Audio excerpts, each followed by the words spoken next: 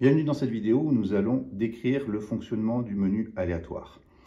Donc on sélectionne aléatoire, on valide. Ici, voilà, on valide. Là, il nous confirme qu'on a bien choisi le bon menu. Et là, on peut choisir la durée maximum du jeu pendant laquelle la boîte va rester fermée. En nombre de jours, c'est sélectionnable jusqu'à finalement 999 jours. Donc là, pour les besoins de la vidéo, je ne vais pas mettre 999 jours. Je vais prendre, mettons, 3 minutes. Voilà, 3 minutes. Et finalement, je clique ici et on me demande si je veux débuter le jeu. Donc je marque début du jeu. Je peux très bien choisir de revenir au menu principal si je décide de changer la durée aléatoire de fermeture de la boîte.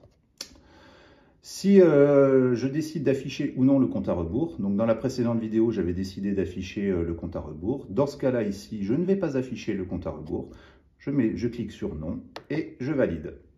À partir du moment où je valide, on me demande de vérifier que la boîte est bien fermée. Et je peux soit revenir au menu principal, soit démarrer le jeu. Donc je clique sur démarrer le jeu.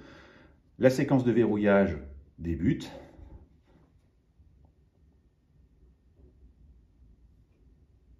Voilà, la boîte est fermée.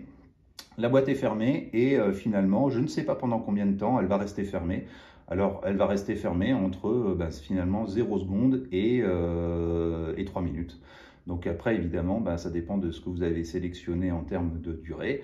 Mais une fois que la boîte sera déverrouillée, elle va revenir au menu principal en libérant finalement le couvercle et en permettant de récupérer les clés. Voilà, ici, elle avait choisi simplement quelques secondes. C'est complètement aléatoire, il n'y a pas de durée minimale, c'est vraiment situé entre 0 et la durée maximale que vous avez fixée. Alors, ça c'est pour le fonctionnement d'aléatoire. Je vais montrer maintenant avec cette fonction aléatoire avec le compte à rebours. Voilà, on va fixer. Hop là, non, je me suis trompé, j'ai mis durée fixe. Alors, je reviens au menu principal, ça va me donner l'occasion de vous montrer le retour au menu principal. Voilà, si je reviens au menu principal, je décide d'utiliser la fonction aléatoire. Je vais afficher ce coup-ci, voilà, je prends 0 jour, 0 heure et finalement je vais prendre 2 minutes. Voilà, 2 minutes. Et là pour le coup, je vais afficher le compte à rebours, donc je revalide pour le début du jeu. Afficher le compte à rebours, je mets oui. Début du jeu. Voilà, la boîte va se verrouiller. Ok, voilà, la boîte est verrouillée. Là, sur la durée maximum que j'avais sélectionnée, elle va rester verrouillée 40 secondes. Voilà. Donc ça, c'était pour le fonctionnement du menu aléatoire.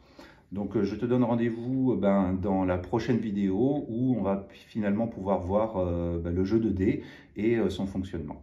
Donc la prochaine vidéo, évidemment, tu la trouveras dans la description qui est située juste en bas avec le lien qui va bien.